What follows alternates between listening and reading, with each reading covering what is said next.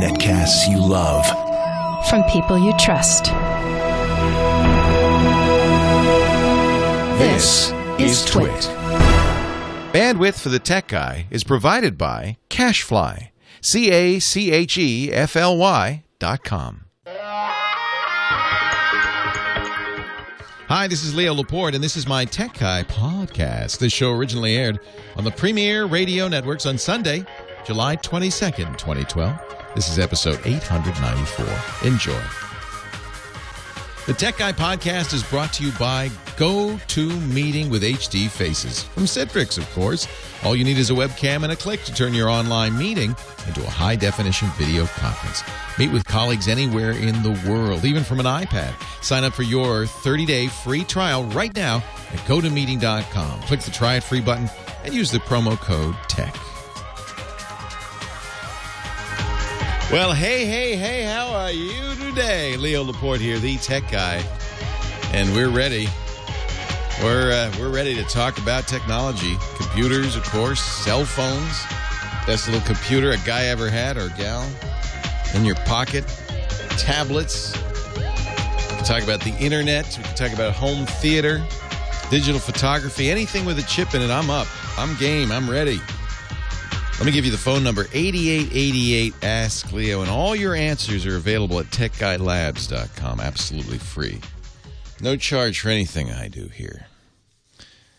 I know that's somewhat unusual, but that's how we do it.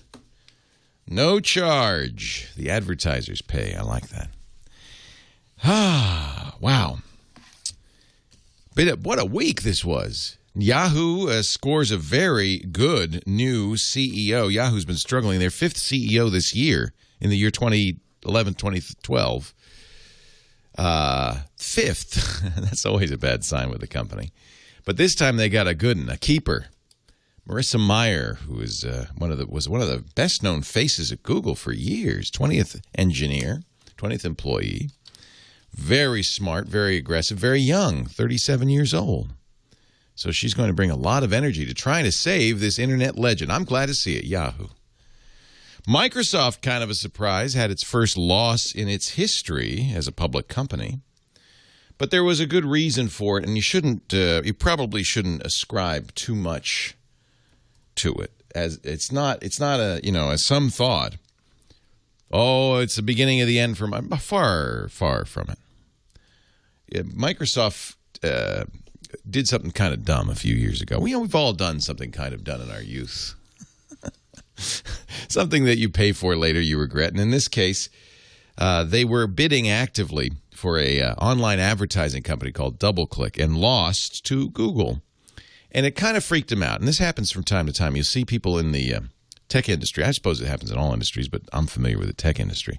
You'll see people in the tech industry react with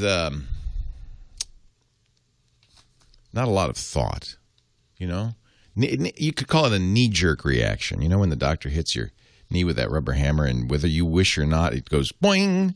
This was kind of that kind of knee-jerk reaction to the loss of DoubleClick. They went out and they found another company that does something similar, not a very well-known company, called Aquantive. And they paid $6 billion for it. When a company the size of Microsoft has a knee-jerk reaction, it's kind of like the Hulk having a knee-jerk reaction. It goes and goes and goes. So Microsoft finally admitted a few years later this year, they said, we got nothing out of that. So they did something called a write-down, which is that for tax reasons, you write it down, you say, we took a loss, and that helps you with your taxes. But, of course, you have to report it on your quarterly earnings, and this week Microsoft said, when you take the write-down for Aquantive into consideration, despite the fact that we had a good year and made lots of money, revenues this is in 3 months, $18 billion, wow, up 4% from the year before. Operating income down 97%. And that's the write-off.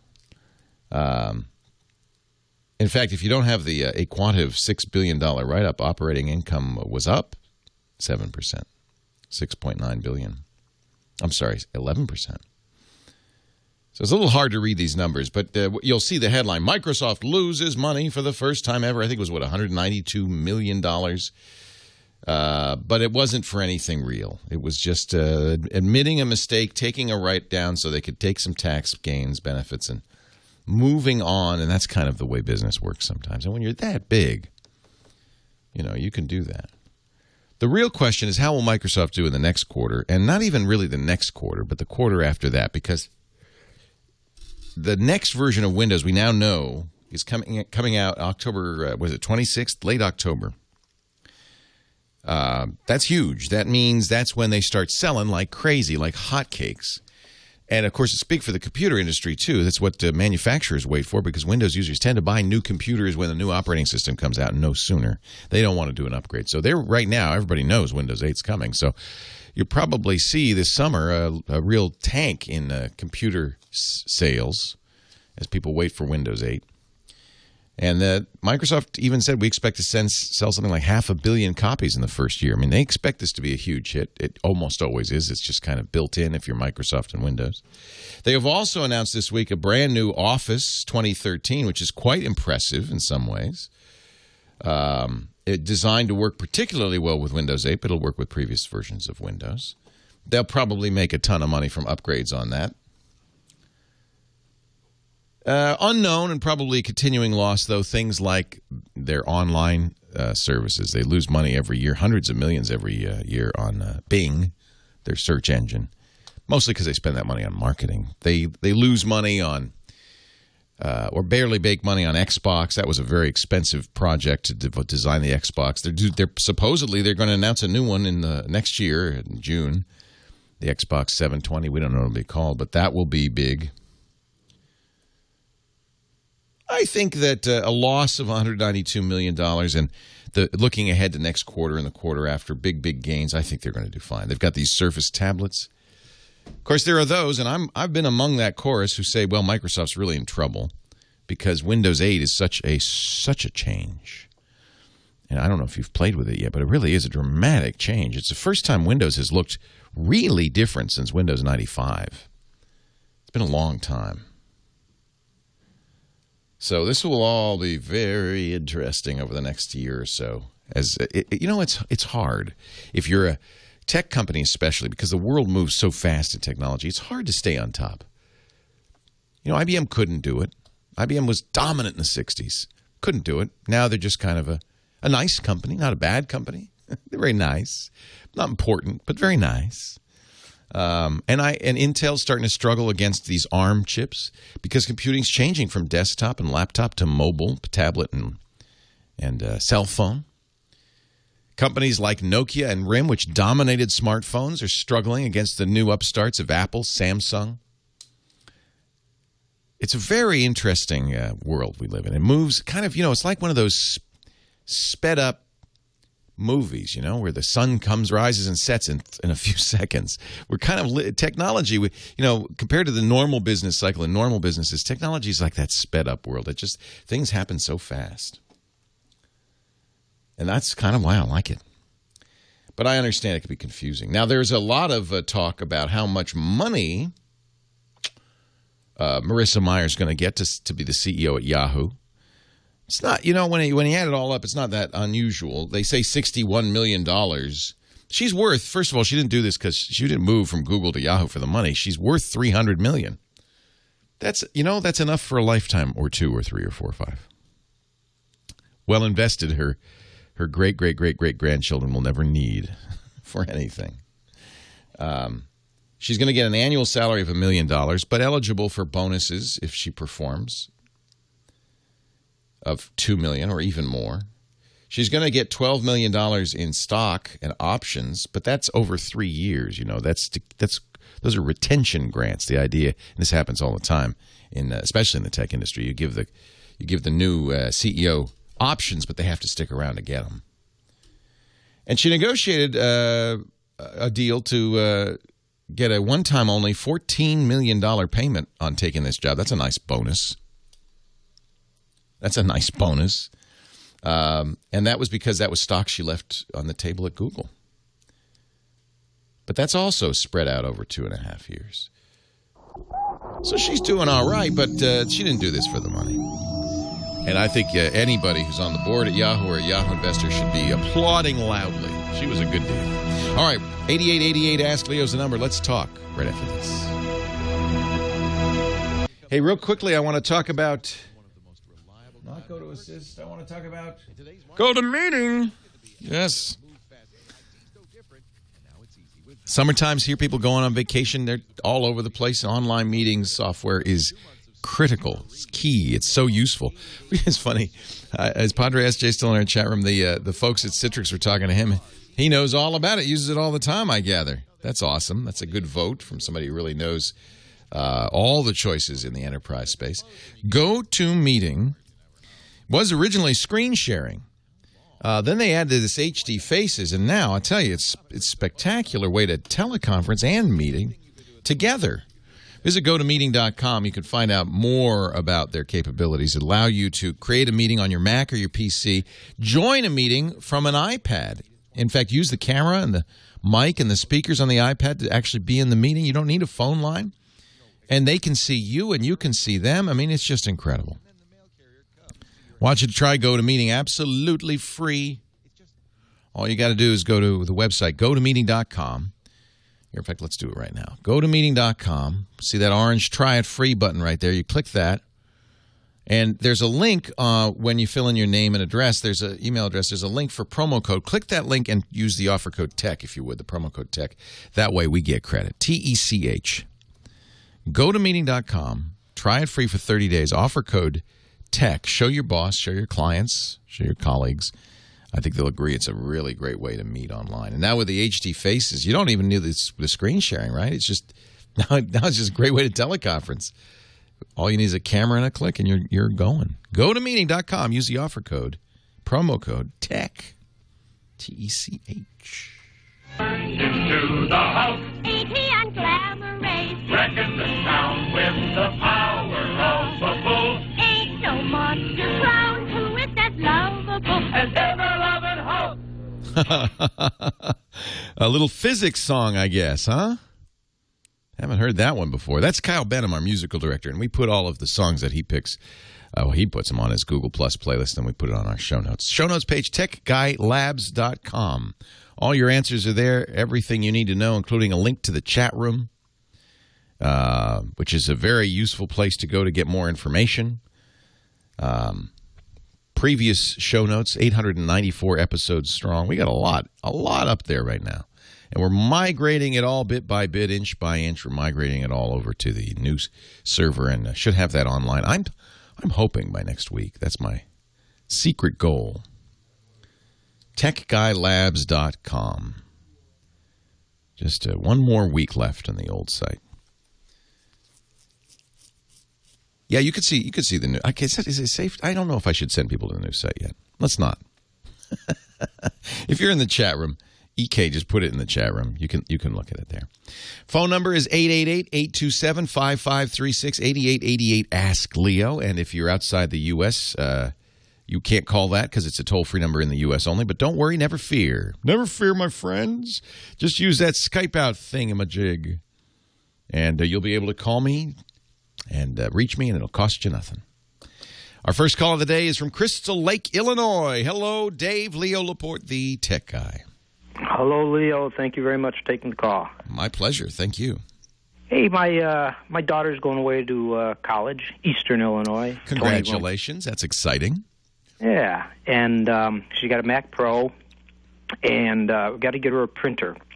And I want to be able to try to do it wirelessly. So, in general, they'll have. Oh, well, I don't know. You'll have to call them, but most dorms have printers. Okay. On the wireless network, so you don't need to bring a printer. But I would check. Is she going to stay in the dorms? Yeah. Yeah, I would check and make sure, because it'd be silly to bring a printer if she can access a better, bigger one, a faster one in the dorm. On the other hand, a wireless printer certainly is convenient. You know, she can do stuff locally. I like the Canon Pixmas a lot. They're inexpensive, and if she's going to print hundreds and hundreds of pages, it's going to cost her a lot for that ink. Yeah, probably not. Yeah. So the Canon Pixma is easy to set up. It's Wi-Fi. It's kind of multifunction, which is nice. That means you can both print, but you could also do copies, which could be handy for her, not to have to go to the library, things like that. Now, when you talk about Wi-Fi, though, is she's just going to, if they've got a Wi-Fi network, will we be able to hook that printer up to that? Yeah, she'll join. Well, again, this is a call for the IT people. A lot of times what they do, and this is kind of silly, but they do it, is that you have to register your laptop with the IT people.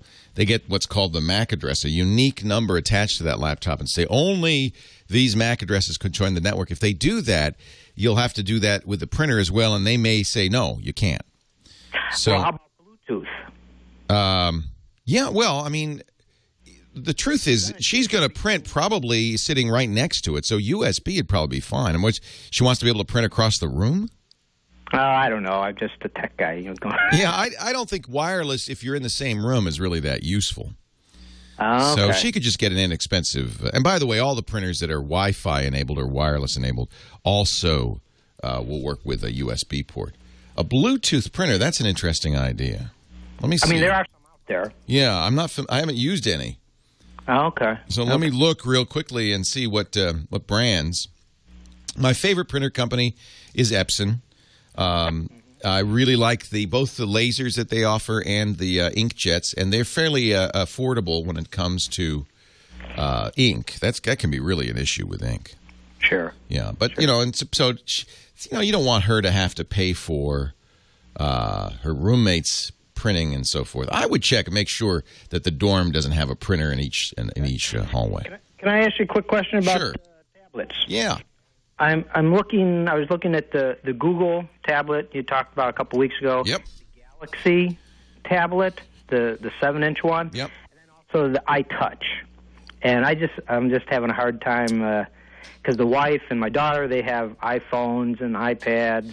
Well, one reason to stay in the i world is because you bought a lot of apps already, and so an iPod Touch in that case would be able to use those apps. You wouldn't have to buy them again as long as you're all on the same network. On the other hand, the Google 7-inch Google Nexus is less than an iPod Touch. $200 for 8 gigs and $250 for 16 gigs, and much less than the Samsung Galaxy 7-inch. And I like it better. I think that, to me, I mean, you want to be a little different from your wife and daughter, go out and get a Nexus 7. But now you're Android, you have to get new apps and all of that stuff. And can I still do like Skype with the iPhone? All the same stuff. Yeah, you can't do FaceTime. That's Apple only. So if they use FaceTime, you'll have to get an Apple. Now, remember, there are strong rumors that Apple's doing a 7-inch tablet. I saw that. Yeah, in the fall. But those are rumors only. Apple does not pre-announce. We don't know pricing. We don't know anything about it. I would figure it will be a little more than the Nexus 7, but not too much more because Apple doesn't need to nail the low price, but they do need to get close enough. Mm-hmm. Yeah, I can get a refurb iTouch for $170. I like the iPod Touch. How big is the storage on that? It was just an 8 gig, but I don't. The camera in there is not good. On the other hand, there's no back camera on the Nexus 7, so. Right. I think an iPod Touch is not a bad way to go. What is it that you want to do? You want to be able to do Skype calls? Yeah, I'd like to do that because I travel a lot for work. Yeah. So I'd like to be able to hook up to them. I think you'd like the Nexus 7. I'd really look at that one. Okay. Yeah. Okay. I really like that. I think that's the nicest tablet out there. It even competes well with the iPad. The iPad's the champagne of tablets, but it's $500. Now, one issue, and this is actually something you should keep in mind, Dave, neither an iPod Touch nor the Nexus 7 has 3G. They're both Wi-Fi devices. So, you're going to have to figure out some way to connect if you're on the road. That would be a compelling argument for a 3G-enabled device. Verizon sells at a much higher price, almost twice as much, more than twice as much, sells a Galaxy 7.7-inch tablet with Verizon 3G and 4G. And that might be a better choice for you if you're on the road, or an iPad. The funny thing is that the Samsung Galaxy Nexus, the Galaxy 7.7 tablet is actually more than an iPad, isn't it? Not with 3G. It's in the same ballpark. It's expensive. If you really want 3G or 4G, I think an iPad's probably the best choice there, especially since your wife and daughter already have them. You already have the apps and all of that. John in Oxnard, California. Leo Laporte, the tech guy. Hi, John. Oh, hi. Thank you for talking to me. My pleasure. Thanks for calling. There wouldn't be much of a show if I just had to talk for 3 hours. Oh, man. I have a Generation 1 iPad and then the new one. Both are telephone-enabled. Mm-hmm. And an iPhone 4. Okay. This morning, and I've had AOL, the one you pay for since 1994 or something like that. Anyway, this morning I got up and generally I grab whatever is available to check my email, and I get a message that says, cannot get mail. The username or password for imap.aol.com is incorrect. That's a little scary. Hang on a second. We got to take a break. Maybe we can help you. Is AOL still in business? Really? Leo Laporte, the tech guy. The tech guy here. Talking about computers and the internet and cell phones and camcorders and all that stuff. And we've been talking with John from Oxnard. He's using AOL mail. And all of a sudden, on any of his devices, he can't log in. That's scary, isn't it, John? It sounds like almost like somebody might have changed your password. Well, the first thing I did was go into my AOL account and set a fresh password. Good. And I can pop in and out of AOL on the computer. So it's just the email. It's just the Apple devices, and I plugged that exact phrase into Google, and of course there's a million different. Actually, people have had this problem, but some people say reboot your router. Some people say switch off your Wi-Fi and do it through your 4G. Delete the app from your device. Yeah, these are all just kind of standard recommendations. For a while, the iPads did have trouble with Wi-Fi, but they fixed that. Mm-hmm. So that's what you're seeing is probably older stuff that are around there. What is? Are you using, when you connect to the AOL, you're using your browser, Safari, right? Yes. Yeah. And, wow, that's really interesting. I don't know. So you change your password, and the new password doesn't work either. No, the new password works fine on the computer, but it does not work. It gives me the same message, and I took AOL off of my iPhone, and of course now I can't reinstall it because it says I don't have a password. So I feel like I'm sinking further into this hole, and I ask somebody about it. Yeah. Somebody in our chat room says AOL stands for always offline. I don't know if that's right. But, boy, I'm not sure what... I can't be much help, John, unfortunately, because I don't know what's going on. I don't know. I'm not familiar with a global problem people are having. It's certainly not...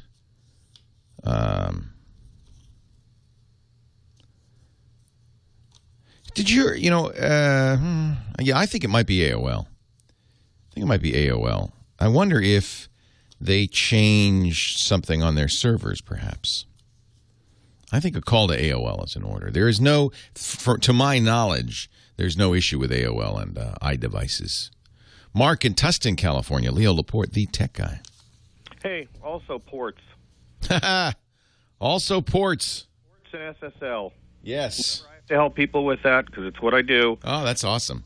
Yeah, so that's the other thing to try. Yeah, but why would I can't imagine why that would suddenly change. Maybe his internet service provider changed the permissions. Yeah, I mean, if he's using port 25 and his service provider decided to start blocking port 25. Lots of them do. That's an outbound port, though, not an inbound port. Lots of them do that because they don't want you sending spam. But yep. I don't know. Well, I don't know. AOL, I don't know. You never know with something like AOL. That's such an obsolete service. No, I know. Hey, I got an iPad yesterday. Good. And I didn't realize how emotional I'd get about it because... Are you crying? I mean, I've got 4 monitors on my desk and 3 computers. And I have 2... I mean, it's not like I'm not around that stuff all the time. But man, it's like just holding it in your hand.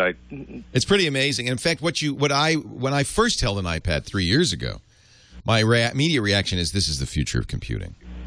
This is something straight out of a science fiction novel. Yep. So I have 3 questions about it. They're quick.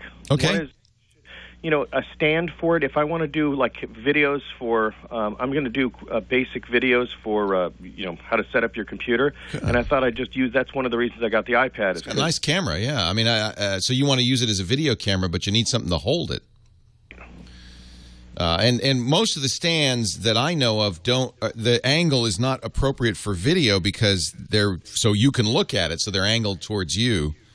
I would look at. There's a company called Thought Out that makes iPad stands. ThoughtOut.biz. Let me just see it. They make all kinds of stands, and I think that they make. Yeah, they do. They make one that you can adjust. So there's a lot of stands that are fixed, right? The angle is such that it's for reading. But they make something called the Stabile Coil Pro, which is basically a coiled tube that the iPad goes on that can be arranged in any way.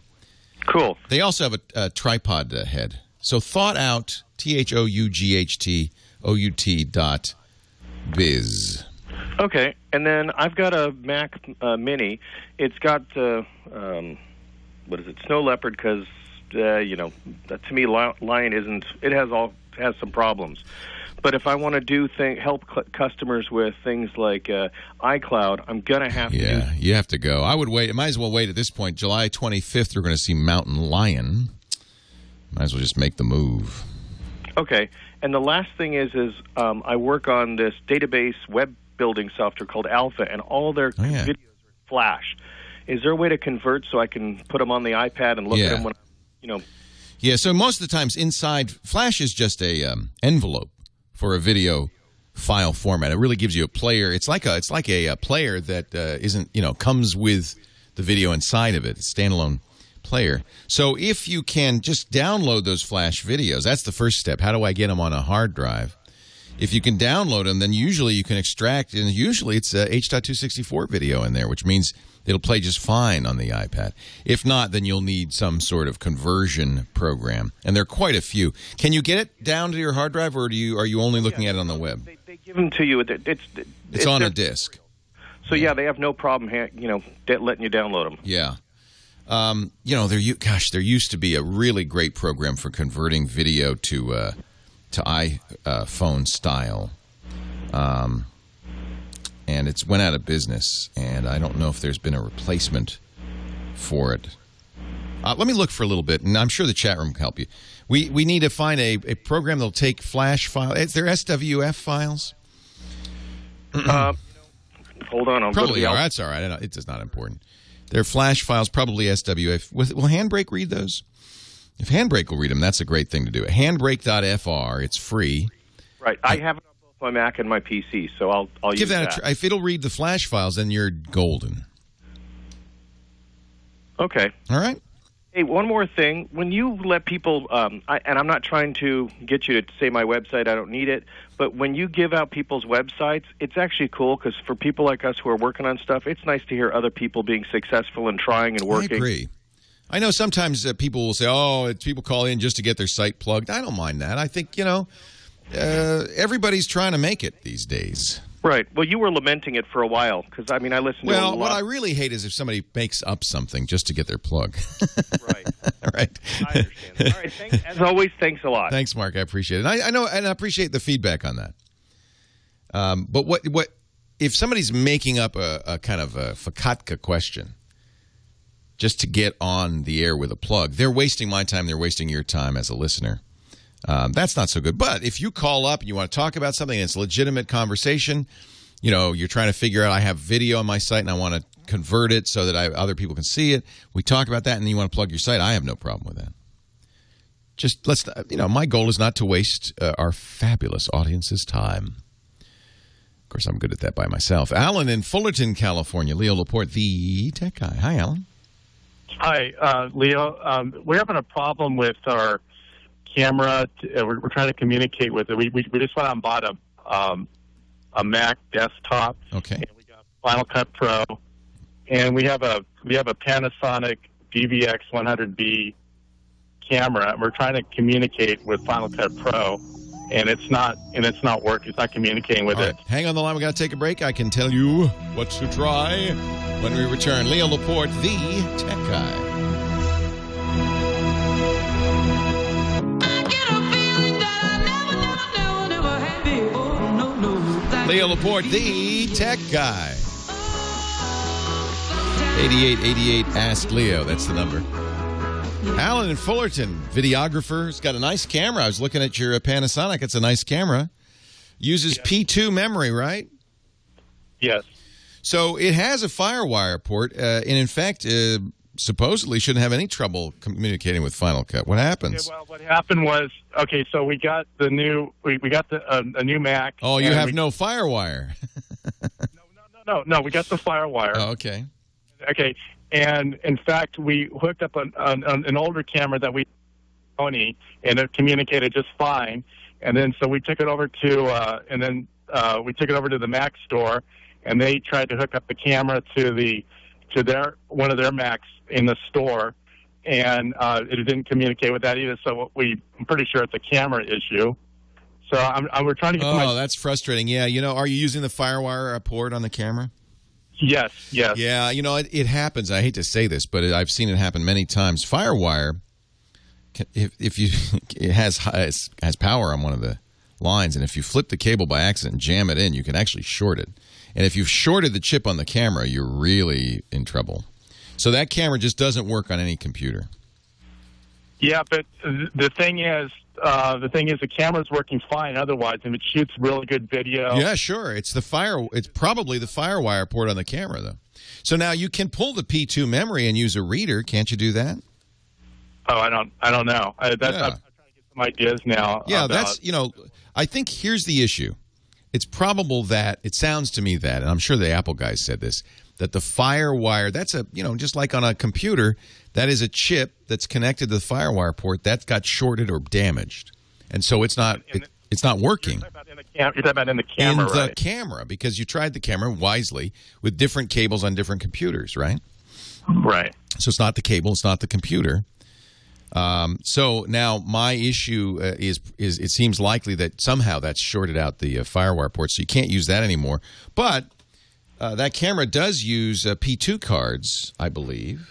Oh, wait a minute. Now somebody's saying, JoJo. Now this may be a manual thing. You may want to read the manual. Not JoJo's saying make sure you enable mounting on the camera menu.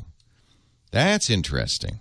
So a lot of cameras, you just plug them in, you launch Final Cut, it sees the camera, you can control the camera from Final Cut, rewind, fast forward, play, and import.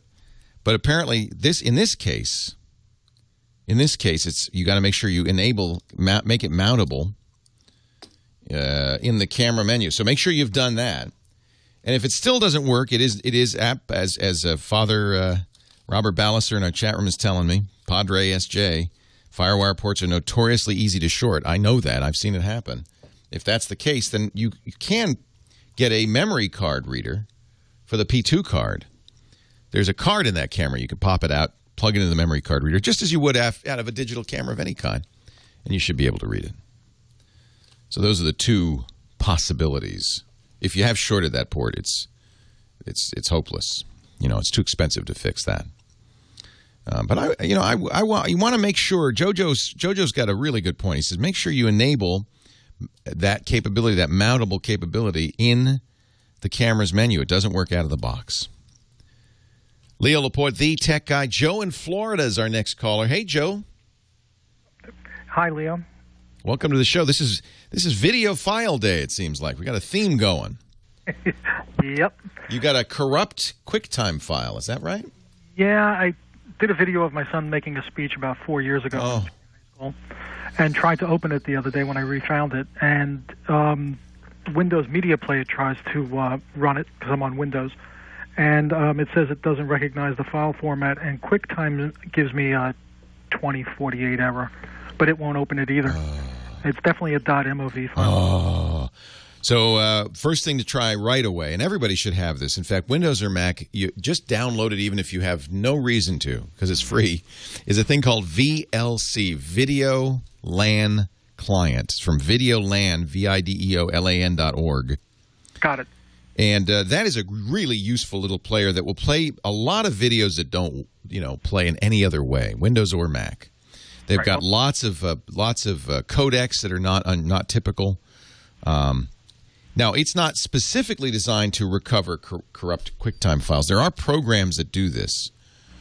But I would first try it in VLC because it may just be the headers screwed up and VLC will just ignore that. Right. I tried VLC and it's not working. No. And I know you really want this, don't you? Yeah. Now, there are these services online, and they say that they'll fix .movs, and they charge $40 per video. Yeah.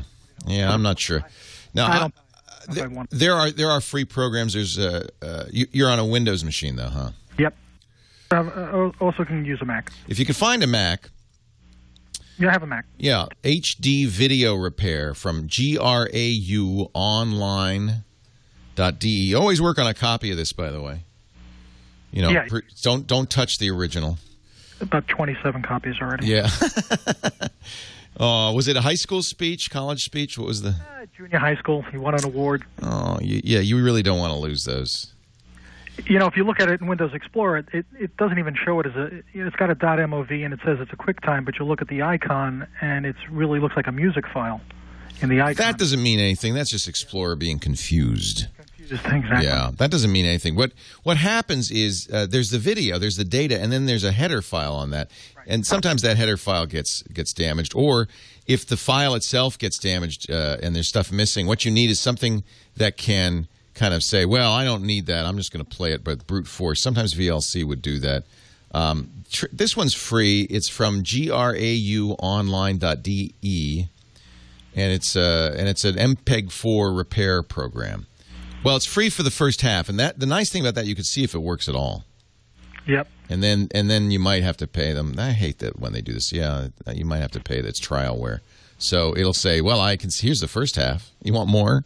But I think if you knew that it was going to get the whole thing, you'd pay for it. Sure. Yeah. That's the problem is I hate to try these services and there's no guarantee. And it's not expensive. It's €29. It's not really expensive. That's not too bad. Yeah. Hey, good luck. Thanks a lot. Thanks, Joe. I'm sorry I hate to hear that. That's, by the way, a good argument for backups, right? Because files do get damaged. And J.C. Calhoun says, yeah, this program is made in Germany. The Germans make great stuff. So, yeah, that's going to be good. Jeff in Anaheim. Leo Laporte, the tech guy. Oh, yeah, hi. I have a question about the new iPad and photos. So my father-in-law turning 70 this month. We got him an iPad, and he's all excited. We even got him a new scanner that he's scanning in old slides. Oh, this is great. I love that. That's stuff like that. But he doesn't own a computer. And so the problem is if he takes pictures with another camera, if he scans in his slides and he scans in his negatives with this machine we got him, it's great. They're on a flash card or whatever you call it. We stick it into the iPad and he can... Hold on a second. We got to take a break. Hang on. We'll complete this in a minute. Leo Laporte, the tech guy. Well, hey. How are you today? Leo Laporte here, the tech guy. And it's time to talk tech. Yeah, well, that's what the tech guy would talk about. If I were the flower guy, it might be another thing. This is the show where we talk about computers, cell phones, home theater. We talk a lot about video today. Getting video files into and out of. 8888 Ask Leo. That's the phone number. 888-827-5536. That's the phone number if you want to call. Anywhere from the U.S., that's toll-free. Outside the U.S., you can call toll-free numbers with Skype out. It won't cost you anything. So just use Skype to call that number. 888-827-5536. Jeff in Anaheim's on the line, and this is a kind of something we're going to hear probably a lot more of. We are in, after all, the post-PC era. Dad, who's in his 70s, doesn't have a computer. He has an iPad, but he's having a great time scanning in his slides, taking pictures. And, Jeff, I take it he's able to get him into the computer, right? Well, yeah, he's able to get him into the iPad, from taking pictures from, that scanner that we have, or just from a regular... How's he getting him in? Did he get the camera connection kit? Or? Yeah, he's got the camera connection kit. Takes out the chip and shoves it in there, and it's no problem. I thought it was a simple, question, but apparently it's not. So here are the curveballs. He doesn't have a computer, so that it's difficult to do things there. There are plenty of apps that I've found out that you can download for the iPad that you can upload pictures to print, online because we don't want. You're saying so the issue is he's got the pictures in the iPad. He wants to print them. But not from like an ink-based printer at home. You want to order them. He wants to get prints. Oh yeah, there's a dozen ways to do this. So I'll point you in some directions. There's a company called Sincerely. Okay.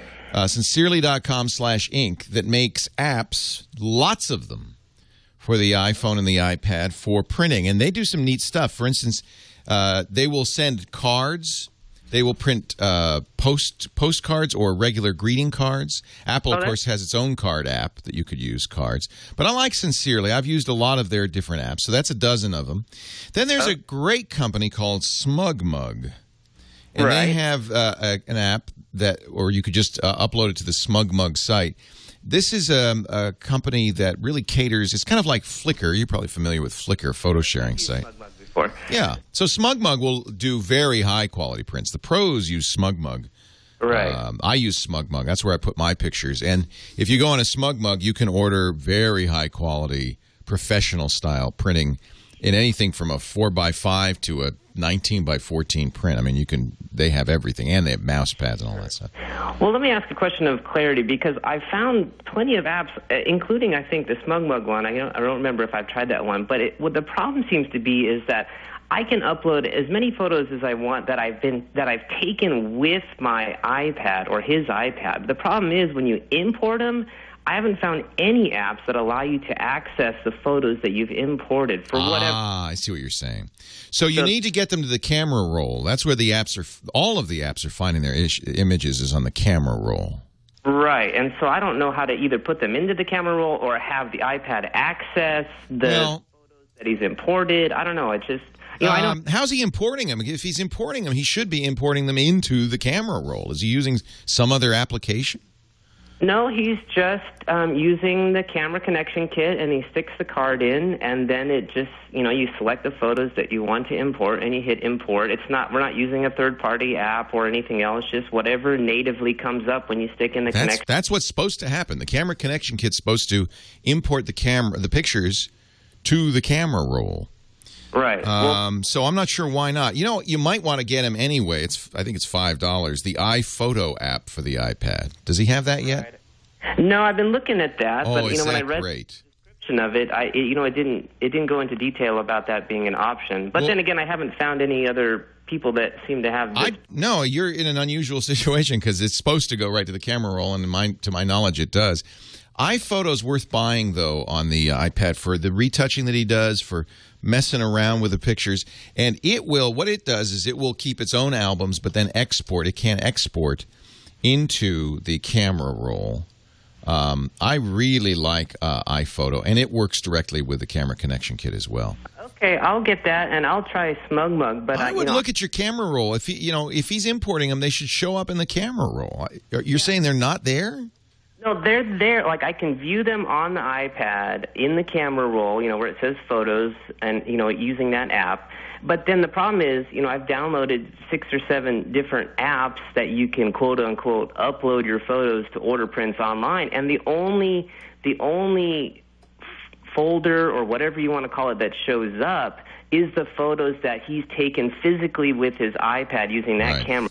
None of the photos that he's imported using the camera reader thing show up at all. I don't have my iPad here, so I can't verify it. But it's kind of weird.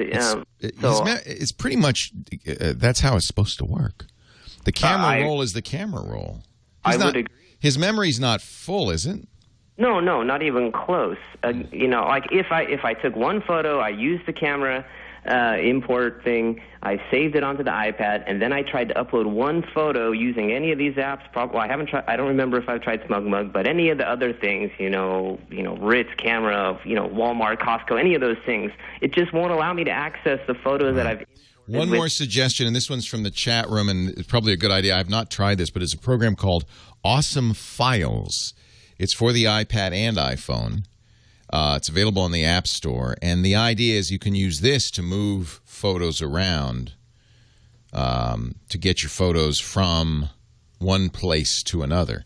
See, an iPad is designed – this is kind of ironic because, the idea is this is designed to just work, right? Isn't that what Apple says? It just works.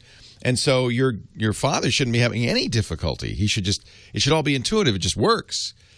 And of course, the problem is when it doesn't just work, it makes you want to throw the iPad across the room because there's no way to kind of get into it and figure out. So there's no file system. They hide the file system from you. You don't have access to it. This might be the best way to at least take a look at it. Let me see how much Awesome Files is. It's 99 cents. That is one of the good news things about this is that at least the apps are cheap, right? $5, $4, $1. So you can try some things out. Good luck, Jeff. I think you're close. I really do. I think you're close. Leonard in Santa Clarita, California. You're next. Leo Laporte, the tech guy. Hi, Leonard. Hi, Leo. How you doing? I'm great. How are you? I'm good. Big time, long time fan from way up in Canada when I used to listen to you every weekend, and I'm pretty much versed in it. My first introductions were into computers, were punching cardboard cards to feed them so we could print an address book double-sided back in high school. Wow. So, yeah, that's really old school. Yeah. Those are the cards that they said do not fold, spindle, or mutilate. Yeah, and you had to have them in the right order. Yeah, one mistake and boom, you got to start over again with your card stack. That's good. That's a good discipline. And you had to learn DOS, and you had to understand what you were doing. Right. So I've kind of upgraded and done everything. I recently purchased Galaxy 2 Skyrocket about 4 months ago, and a week ago, AT&T sent me a text and said that there was an operating system update, and you could update it to ice cream sandwich from Gingerbread. Awesome.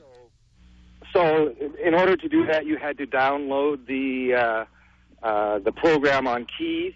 You had to download Keys and then download the update, and then hardwire your phone into the laptop. What? Wait a minute. Was this an official update?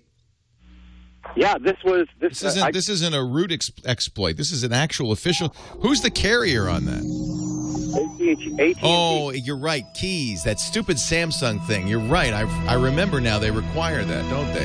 Hang on. We'll see if we can help. Leo Laporte. Oh, I hate Keys. Leo Laporte, the tech guy. I'd unravel every riddle. Yeah.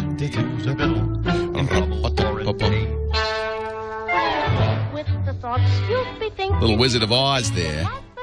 Leo Laporte, the tech guy. I was talking with somebody. Remember now, see, you have to be of a certain age to remember this. I was talking with somebody yesterday, a friend of mine. And she was saying, remember when, before VCRs, The Wizard of Oz was on once a year at Thanksgiving time, right? And that was the only time you could see it. Nobody had a way to watch it other than that. You guys are even old enough to remember that? Because you're young. So I guess it wasn't that long ago. 20 years ago. When did the VCRs, I guess the late 80s, they started to become widespread. So that was it. In those days, I think kids today have no idea. And it really brought home the fact that if you think about it, if you have an Apple TV or a Roku or even the video on demand from your cable company, but if you've added some internet access to your television, you can pretty much watch anything anytime. And the idea that, oh, you have to wait till next Thanksgiving to watch a movie, it's crazy. It's crazy talk. It's really changed how we think of content. And it just happened well, for somebody of my age anyway, practically overnight. So kids, in the old days, if you wanted to watch The Wizard of Oz, remember Danny Kaye would introduce it, and he'd say, wait, now, just a word of warning here. This movie starts out in black and white, and then it goes to color, just so you know. He had to warn you ahead of time. They probably, in some ways, maybe it was a better show because you only saw it once a year. Now I've got the Blu-ray DVD. I can watch it anytime I want. I never watch it. So, maybe we have gained nothing. 8888 Ask Leo, that's the phone number. 888-827-5536. We've been talking, we're talking to Leonard in Santa Clarita, California. Okay. Before we get to that, I just want to say we've got in the studio today RJ, and he did some tests on his iPad, And I'm actually, RJ, try it with iPhoto. I think iPhoto, if you have a photo that you've imported with the camera connection kit, you can export it to the camera roll and move it over there. But if not, he says that there is at least one application, Snapfish, that you could download. It's an iPhone-only application, but it works fine on the iPad. And it will see anything you've imported from the camera connection kit and upload it for printing later. Snapfish is one of those, like Shutterfly, and there are a lot of companies like that will do printing for you. All right, sorry, Leonard, go ahead. Okay, so in upgrading my system, everything worked fine, and the neat thing was on my phone, I have Keys Air, so I can leave my phone on the other side of the room, and I can see what I have on my phone. Isn't that cool? Yeah, Keys is a Samsung program they put on the Galaxy phones. AT&T, I've always thought this is a little weird because, when other companies you'll do an over-the-air upgrade, but AT&T still requires you to download the update, probably to save bandwidth, onto your computer and then copy it over using that Samsung app. Keys, Kies. And data charges, of course. Yeah. Yeah, so that's probably why they do it, but it's kind of a pain. But it worked, right? Yeah, it brought forward, absolutely. And okay. My phone is faster and more versatile than my laptop. Oh, I love Ice Cream Sandwich. I love Jelly Bean. I think the newer Androids are fantastic. I've never used Keys Air. I'm looking at my Galaxy S3. I've got it, of course. Right. So it lets you play over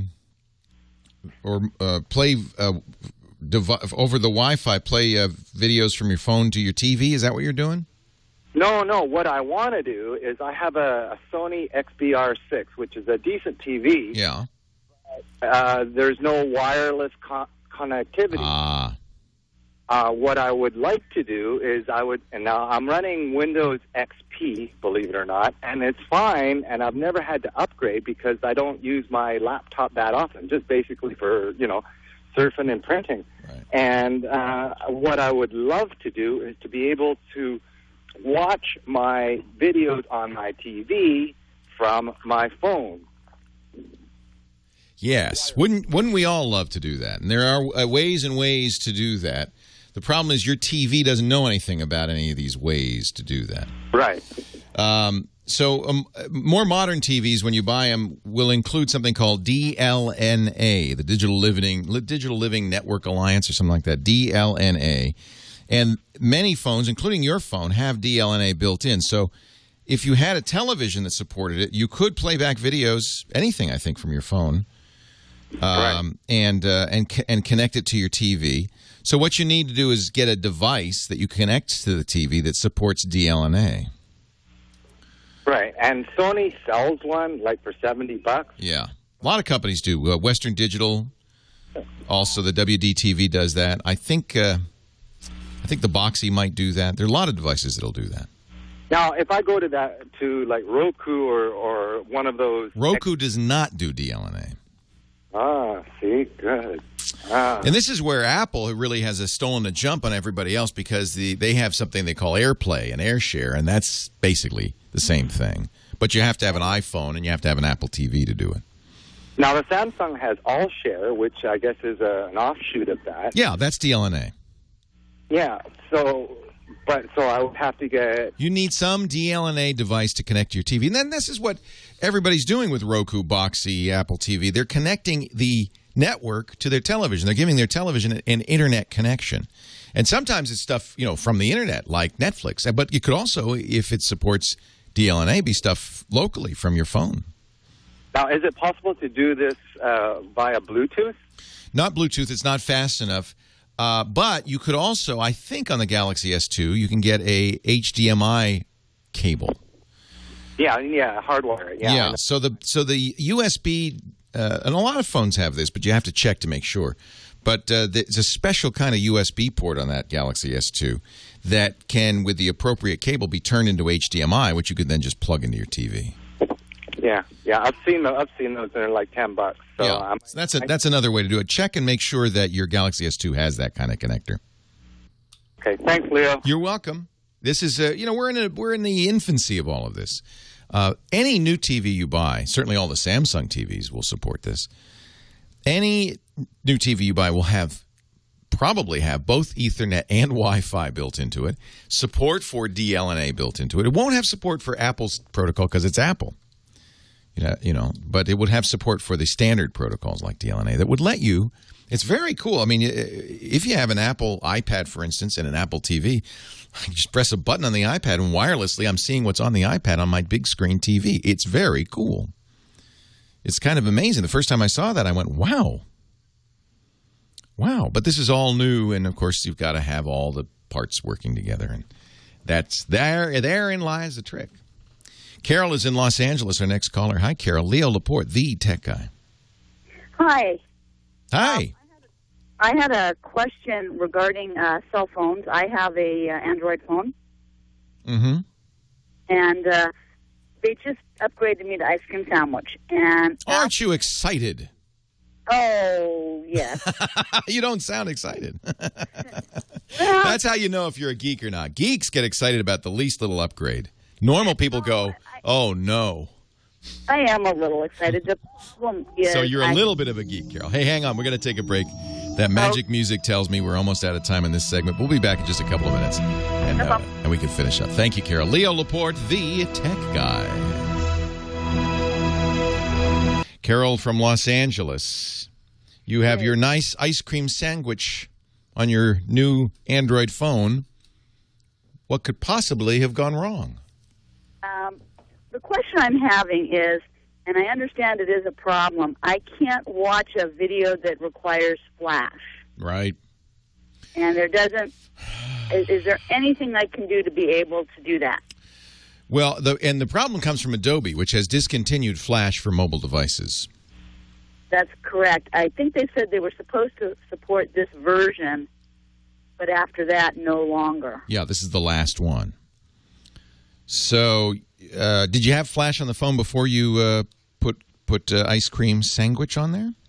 Oh, yes. I've reinstalled it. And it's now gone, huh? It won't play? Yeah. Won't come on. Well, yeah, I mean, truthfully, this is where we want to go. And Apple started this, and rightly so, with the iPhone and then the iPad, neither of which support Flash. And so most websites, including YouTube and all the Flash-heavy websites, most websites have by now found an alternative to Flash because, hey, you don't want to leave out everybody using an iPhone or an iPad, or an Android. So Flash is dead. The problem is there's still plenty of websites who haven't realized it, have they? Well, I guess maybe I'm trying to do CPR. So it's a particular site you want to use? Some YouTube videos I can watch, some I can't. Yeah.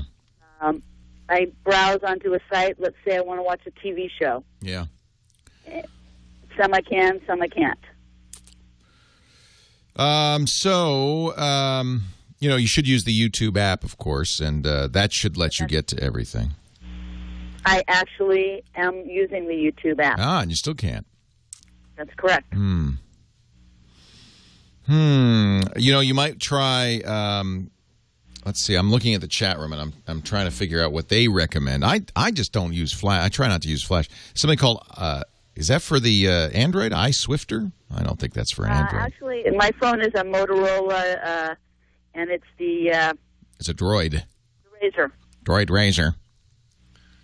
I'm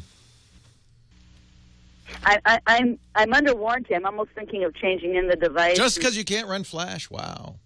All right, well, I'm going to put a link in the chat room. There is a website called Android Advices. Terrible name. Okay. AndroidAdvices.com that has what's called a side load method of loading Flash onto your phone. Instead of, you can't download it from the Play Store anymore, but you can do a side load. So let me give you I hope that's... I got this from the chat room. This is really the issue, is that Adobe doesn't even want you to do this anymore. I understand.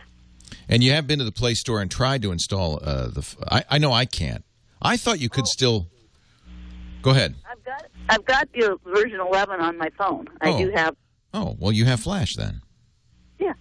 So what's the issue? It doesn't work. Oh, you're worried about the future? No, it just doesn't work. I'd love it to work. Oh, it doesn't work? Well, I'm not sure. It doesn't work on some of your sites, in other words. That's correct. Yeah. I'm almost thinking of going back to my old operating system if there's a way to do that. And what browser are you using? Well, I've used a stock browser. I've used Dolphin. I've used... I'm puzzled. I'm very puzzled. You want to give me one of the sites you're trying to use? Sure. Let's use abc.com and going on and watching any one of the TV shows. Yeah, unfortunately, a lot of these TV companies, they just really don't understand the Internet at all. Okay, abc.go.com. And I'm doing this on my Samsung Galaxy phone. You want to watch a full episode? Let's see, what do we got? The Bachelorette, Revenge, or Rookie Blue? Well, I don't have a lot of choices, but let's go to Rookie Blue. See if this will play on my Galaxy S3. Yeah, I get the same thing. It says it requires Flash Player 10.1. I have 11, of course. Click here to get the latest version of Flash. These sites are not mobile-enabled, I think, is the real issue. ABC, for instance, wants you to use the ABC app. I'm sorry. I mean, this is just a nightmare situation. Going back to a different version or an older phone or a different phone in the long run is not going to help you, because what's happening here is a transition. And I think this one is that ABC is blocking it. Okay. Yeah, I'm so sorry. I don't have a good answer for you. If you absolutely have to watch Flash, I guess you could go backwards. ABC, CBS, NBC, they just don't want mobile Flash, period. No problem. I was puzzled that I had problems with YouTube as well. So. YouTube should work. YouTube should not have a problem. There is a browser called Skyfire that does something unusual. It will work sometimes when nothing else will. It converts the Flash on their side into something that will play. That didn't work. Didn't work either. Well, I have that on my phone now, too. Then what's happening is those people are blocking. Okay. Yeah, they don't want you to watch on a mobile. And I know that the networks do that. YouTube should work just fine. YouTube knows about this issue. In fact, YouTube's run by Google, which makes Android. And their goal is to move everybody off of Flash, too.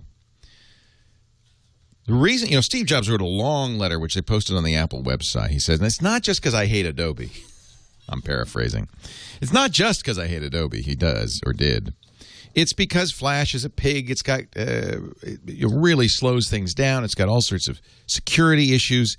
It's just not the right way to run things, and there are better ways out there. The problem is we're in the kind of transition phase right now. Sorry to say. I wish I had a better answer for you, Carol. You're not alone. This is what happened. I couldn't run an ABC video either. But there are apps, I think that's the other thing. And I find this very frustrating, but a lot of companies want you to move to their mobile apps. They don't want you to use the website. Probably because they can track you better, things like that. So in those cases, get Hulu's app or ABC's app. Jay in Orange County, Leo Laporte, the tech guy. Hey, how you doing, Leo? I'm well, Jay. How are you? Doing excellent, Had a question. The new Galaxy or the Nexus 7, the Google tablet. Yeah, I love it. I know it's great. Is it necessary to download antivirus software on there? This is a hotly debated topic. There is malware on these devices, not commonly, but every once in a while, and it's usually something like the most recent one was a Russian company, but it was only available in the Russian Google Play Store, so you wouldn't have seen it unless you're in Russia. I think you're probably all right without malware, but there's a good free program that I tend to put on my Android devices just because it's free, and why not? It's called Lookout, and you can find it in the Play Store or go to mylookout.com to know more. It just scans your downloads, keeps an eye on things. It's a belt and suspenders. It's kind of a good thing to have. I would not get McAfee or any of the real, full-blown antiviruses. I think Lookout's all you really need, and it does it gives you a little bit more of a sense of security. So yeah, Jay, I would get that. Scott in Alabama, Leo Laporte, the tech guy. Hi, Scott. Hello, Scott. He wanted to ask about the Slingbox Pro versus the Monsoon Blast or the Monsoon Blast. Yeah. There you go. Hey, Scott. Now you got to hang on because I got to take a break. But we'll get to you next. Leo Laporte, the tech guy. Stay tuned.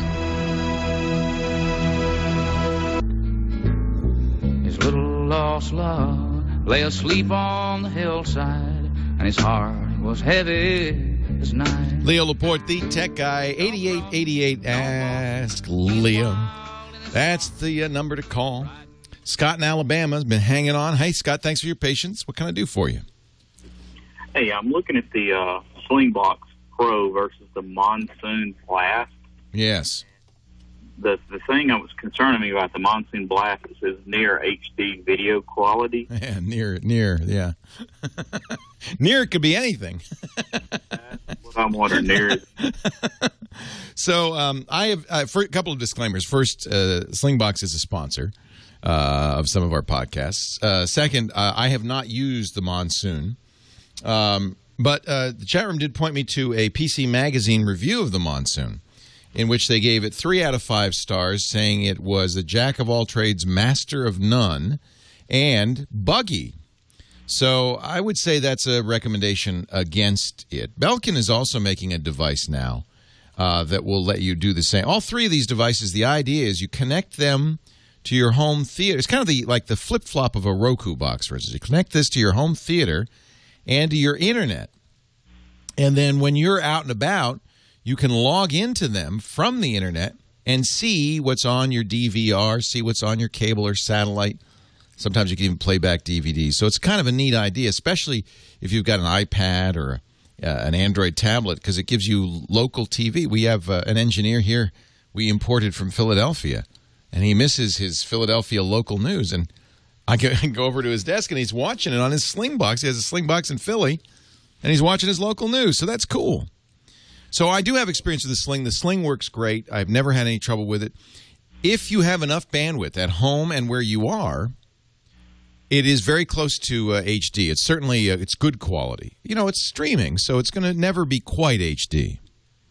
Right. I'm not worried about that because my data plans are unlimited, so that's not an issue at all. It's speed, but it does relate to, and this is something people don't think about much, you're uploading now from your house, right? So what is the upstream? You never look at that when you get an internet plan at home. You get what's the downstream. Oh, it's 20 megabits down. But what is it up? Because that's what you're using when you're using something like this. You're using your upstream bandwidth from your house. So if you have enough speed, you know, it'll work. It just gets better quality video as the speed is increased. The advantage of the Monsoon was able to record directly to it and take what's recorded directly on it and transfer to the iPad. Right, which I think the Belkin does that too, which I think is very neat. So that's something the Slingbox does not do. Right, and the Belkin is like Belkin peripherals, right? That makes the KVM. Yeah. Belkin is an interesting company. They don't make anything. They what they do is they find cool products in Taiwan, Korea, Japan, and they slap their name on it and they sell it. But I haven't tried the Belkin either. I think this is great that you're seeing this variety of choices. It'll also bring prices down. The Slingbox is fairly expensive. The Slingbox doesn't record on the device, but it will. You can set DVR recordings and then watch it. Yeah, what concerned me about the Slingbox is not being able to transfer from the Slingbox to the iPad and then having to buy all the apps for all the devices. The apps are expensive. You have $30 for the iPad app. Where the Monsoon, all the apps are a free download. Right. Yeah, I bet you the Monsoon is actually the same as the Belkin. I bet you this is 2 different companies who put their name on a device. Slingbox has been around the longest. You know, because of that, their software is stable, not buggy. They got a lot of people using it. So it's still, I would say, probably not having tried these Belkin and Volcano devices, I would guess still the best. But it is expensive. It is more expensive. So, you know, you want to be a guinea pig, please call me back and let me know. I may try the Do they have a good return policy? That's the question. As long as you can return it, I wouldn't worry. Yeah, the main thing is being able, I don't have enough bandwidth going up because I'm stuck on DSL. Yeah, see, then you're going to be sorry. If you have 128K up or 256K up, don't do this. You need a lot of bandwidth. So I've got plenty of bandwidth within the house. Got a 16-port switch here. Yeah, that's in the house. So I guess if you're just wandering around the house, that's all right. Yeah, poor old guy came to repair the DSL, saw the switch, and just freaked out and said, I don't know what to do. So Belkin's device, which I suspect is the same, although they don't look quite the same, is called the @TV Plus media streamer. And it has, because the features are so similar, that's why I'm thinking it might be just a rebadged Monsoon. I do like the idea that you could use their software to record on your device. But, you know, it's one thing to say, hey, we can do this. It's another thing to actually do it and do it reliably. It's less expensive. The apps are less expensive. In fact, they're free, I think, on the Belkin. I would imagine the same on the Monsoon.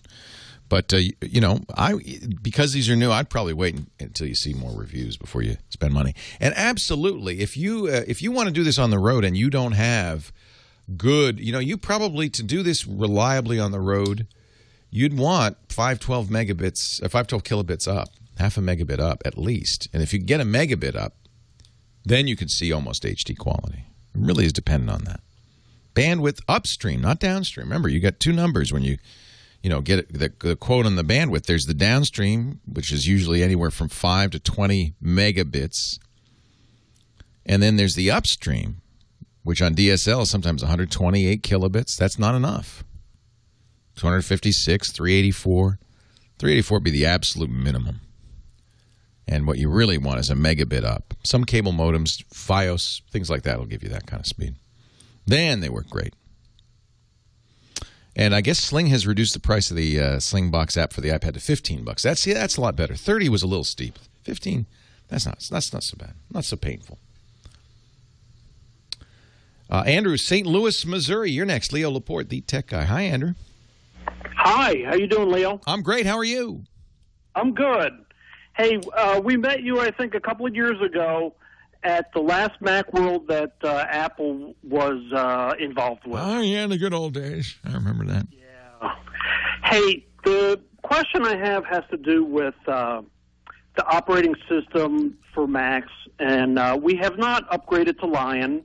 We've got, more or less a whole suite of Apple products, MacBook Pro, Mac Mini, iPhone, iPod Touches, iPad, Apple TV. And I want to be able to use iCloud. Yeah, so you got to upgrade.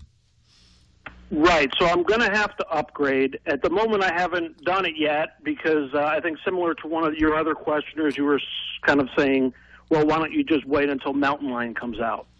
Mountain Lion's going to be $20 even if you've not upgraded to Lion, if you're still on Snow Leopard. Right. It goes through the Apple Store as long as you can get to the App Store on your Mac. You just do it, and $20 for every computer in the house. I do think this is a worthwhile upgrade, not just for iCloud, which is significant, but also for Gatekeeper, a much improved security model, which will make the Macintosh the most secure computer out there. Yeah. Now, as always, with an operating system upgrade, people have problems. I didn't have any problems with Lion, but I guess some people did. I expect some people will also have problems with Mountain Lion. So what I would probably do is take $20, do it on one machine, see how it works. Right. Now, one thing to know about Mountain Lion is it is not going to work on all Macs. In fact, it's going to not work on Macs, some Macs that are not even 3 years old yet. Correct. That's the problem I have. Is I've got a MacBook Pro that's 1 year old and it'll run fine. Right. The other, I've got a Mac Mini which is a couple of years older. Yeah, it won't work on that. It won't run on Mountain Lion. So, do you think it's fine if Lion on the Mac Mini? Sure. Yeah.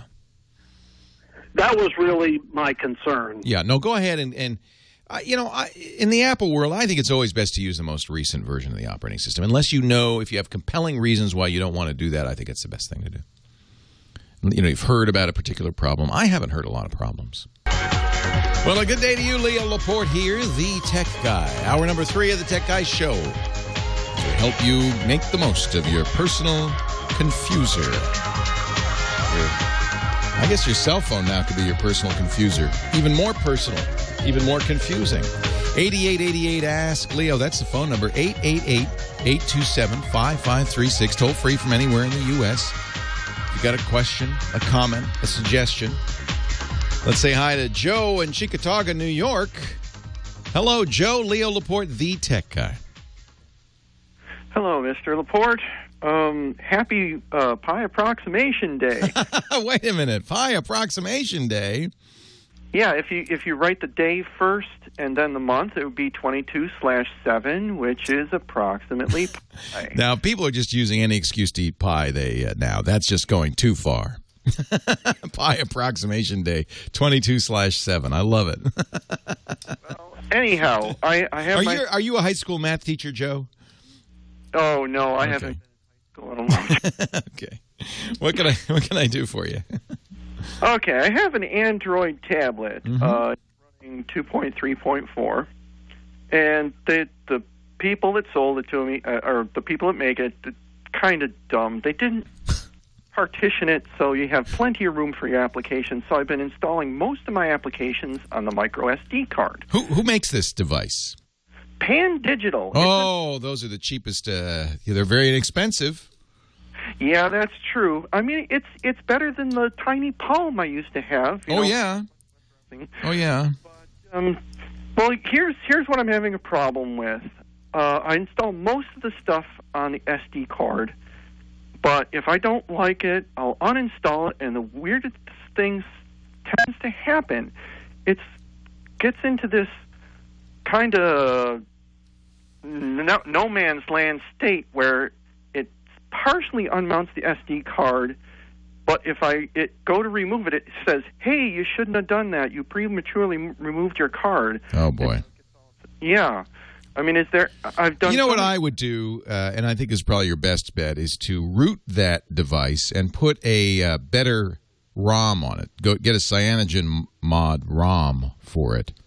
You could put something more up to date. It'll work better. It'll be smart. Those are so cheap. I don't think they're very well engineered. You know, Pan Digital stuff. We're talking $100 for a tablet.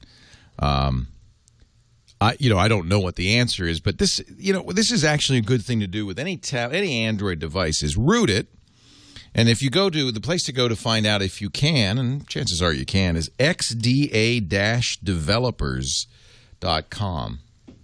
Search their device database. Go to the forums and search the device database for that particular Pan Digital, and you'll probably get instructions for how to root it, which means how to give yourself administrative access to the thing. And then you could put Clockwork Mod on there and put different ROMs on there and find one that you like that works better. I think you'd be much happier with somebody else's software than Pan Digital's. I don't think they put a lot of thought into it. Justin, Prescott, Arizona, Leo Laporte, the tech guy. Hi, Lee. I really appreciate your time and your help. The reason why I'm calling is I'm mostly blind, but I still use the Android Razor. Mm-hmm. My wife and I both have the same exact phone, and hers updated to the ICS last week. And my phone is wanting to update, but the problem I'm having is I use zoom mode, which puts like a 2-inch square magnifier on the screen. Mm-hmm. And the new ICS does not have the magnifier on the screen. Oh, no. They took it out? Yeah, I talked to Verizon, and unfortunately this is something that's not very common, so the first few people I talked to had no idea. I finally talked to someone yesterday who said they'll put something in the in their notes, and might get an answer in a week or two, and call back. But my cousin has an iPhone, and he has an on-screen magnifier, and so I know these exist. Oh yeah, well, iPhone has very good. They call this accessibility, and the accessibility features in the iPhone are very, very good. I'm surprised. I don't think that doesn't sound right. That Google would take a step back in accessibility. Yeah, and that's what they said. That when I first talked to them, they said that there's absolutely no way to do it, and so keep looking forward. And then they said, well, the chances are they'll be an update in a day or two. They'll put it back on. And like I said, it's been it probably isn't Google, by the way, or Android. It's probably Verizon or Motorola that did it. Most likely, right. Most likely Verizon, because it's their phone. And they decide what to push out, and maybe they left it out. It just doesn't seem right to take out accessibility features. You put them in, you don't take them out. Exactly. And then, in fact, when I talked to them, they went through the list of all the things that ICS updates and what it removes and what it puts in, and they don't even list the ones that they took out. So, I mean, completely overlooked. And I don't know the answer to this. It's I don't know what to say. I'm glad you raised the issue. I just don't know why. This is another case, kind of like the last caller.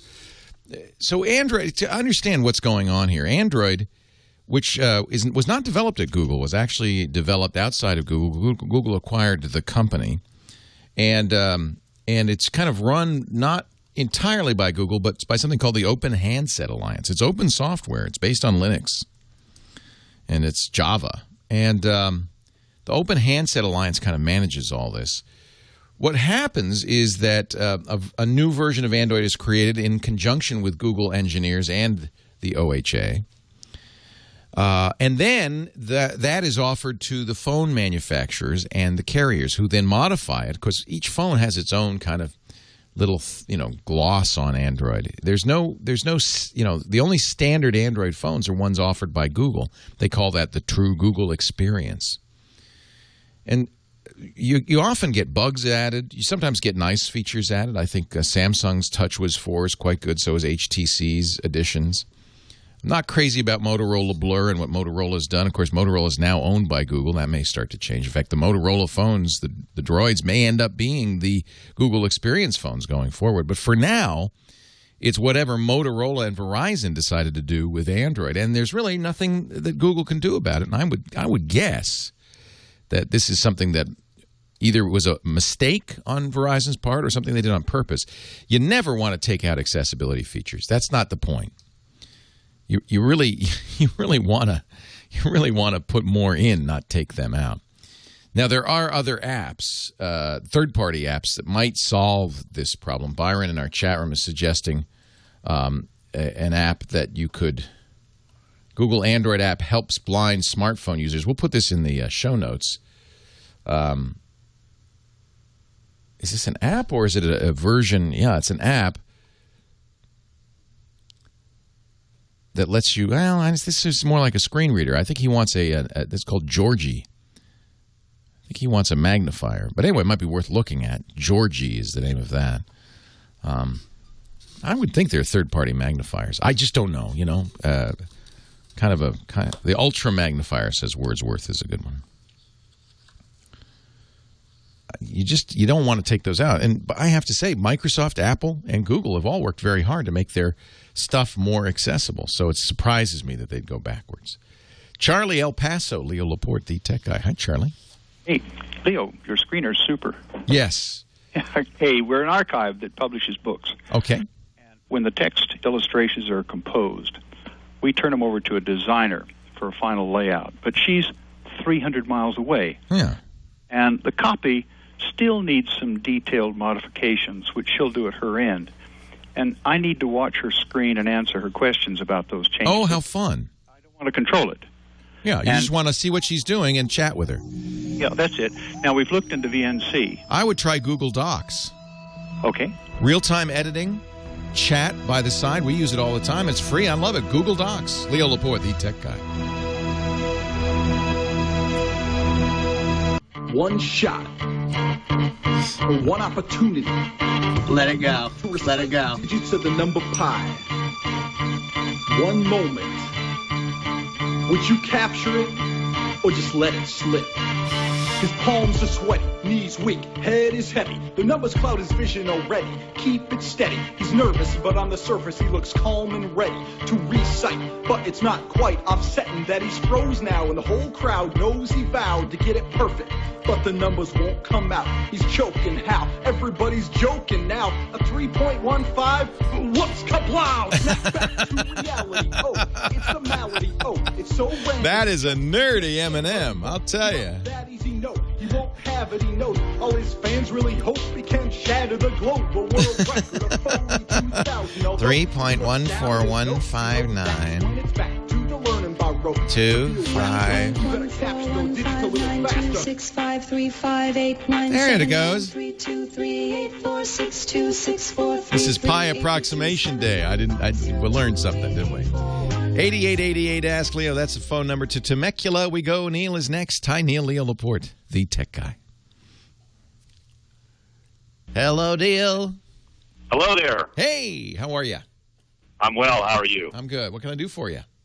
For about the past 3 years plus, I've had an Envy phone, and I love it with a QWERTY board and a touch front. Right. But I'm about to where I have to upgrade to a smartphone, and I was wondering what Android phone you might recommend that has a QWERTY board. You really want a physical keyboard, huh?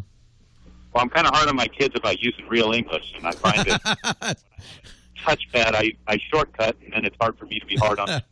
You can't yell at them anymore. What carrier? Are you Verizon? Correct. So there are a couple of Verizons that continue to have physical keyboards. My experience has been, unfortunately, that as time goes by, the physical keyboard phones are not quite as up to date as the big screen virtual keyboards. I'm not sure why that is. Let me just look real quickly through. What is it? The Droid 4 is the new one. I think it's the new one. Is the Droid 4 that still has a physical keyboard, and that's not a bad phone. I am not a Droid fan, but Verizon really pushes those as their. I know they have a Samsung that has a board on it, and last week you were recommending 2 Android that you really like. I love the Galaxy S2, but it's not a physical keyboard. It's a virtual keyboard, S3, I should say. I think the Droid 4 is the most up-to-date physical keyboard. It does support 4G, which is really nice. But you'd recommend me breaking the habit? Well, I hate to I hate to make you break a habit that you like. I was the same way. I went from a BlackBerry Curve to the first iPhone, and I was very skeptical. But after a while, you kind of get used to it. You get used to it. You know, one thing you could look at is a Galaxy Note, which is a giant 5+ inch screen. It's so big that it's like a tablet. That the keyboard, even though it is virtual, is easy to type on. But you know, I don't want to be one of those people that forces you to do what I do. So. I think that what happens is that it's not as hard to use the on-screen keyboard as you think. You get used to it, and it's pretty good. It has some advantages over a physical keyboard. The device is lighter, thinner. You can program that virtual keyboard to do some interesting things. I use a keyboard called Swipe that lets me, instead of tapping out letters, draw a word by moving my finger, sliding my finger from letter to letter, and it's very, very accurate and very fast. But again, that's just my preference. So I think the chat room is pretty much in consensus on Verizon. The best physical keyboard is the Droid 4. That's pretty recent, pretty up to date. Maybe go to a Verizon store and just tap around a little bit. I think the predictive capabilities of these on-screen keyboards, the ability to have things like swipe, kind of make it, to me anyway, preferable. But that's just me. Rachel, Los Angeles, Leo Laporte, the tech guy. Hi, Rachel. Hi, thank you. I'm 20 years old. It's a two-part question. Okay. With me. Mm-hmm. I'm going to Europe. I'm going to Sweden and the UK, leaving in about 3 weeks for a college summer abroad program. Oh, that's so great. Congratulations. Thank you. That's why it's a two-part question. The first thing is people are telling me to get an iPad and take instead of my laptop, and then I have my concern about my iPhone with what to do when I get over to Europe. So, the iPad? There's a brand new one for $4.99, and there's you have a laptop, right? Yeah, but it's heavy, and I really can't. Oh, you want something light? I get it. Yeah, and I'm only a college kid. I don't have that much money. Right. I don't even have that much money. So I have a good friend that says, "Oh, you got to get the brand new one." No. Now, Rachel, what do you do with this? What are you going to do? Are you going to use it for schoolwork, or is it more just to kind of, Well, I'm send email and stuff like that? Well, I don't know. I'm taking a genetics course in Europe, but I will be using it probably for school, for email. Yeah. So I got to tell you, I like tablets a lot. They are light, but I don't think they're ideal for schoolwork. I mean, if you're doing heavy schoolwork, writing papers and things like that, tapping on a glass keyboard is Not desirable, to say the least, not for any length of time. For a little light typing, surfing, email, the iPad's fine. But I think using it for schoolwork, I would just bite the bullet and bring that big laptop with you. Oh, it's so heavy. So you think, so what you're saying is an iPad would be okay for, like, not for heavy duty. Well, yeah. Now, if you're going to, okay, so here's another alternative. You could get an iPad. Yep, $500. If you wanted to get 3G, it's more. But given that you're going to Europe, probably you shouldn't get 3G. Just use the Wi-Fi. And then Logitech makes something called the ultra-thin keyboard case for the iPad. It's another $100, but it gives you a physical keyboard. In fact, when you put the iPad into the slot, it kind of looks like a laptop.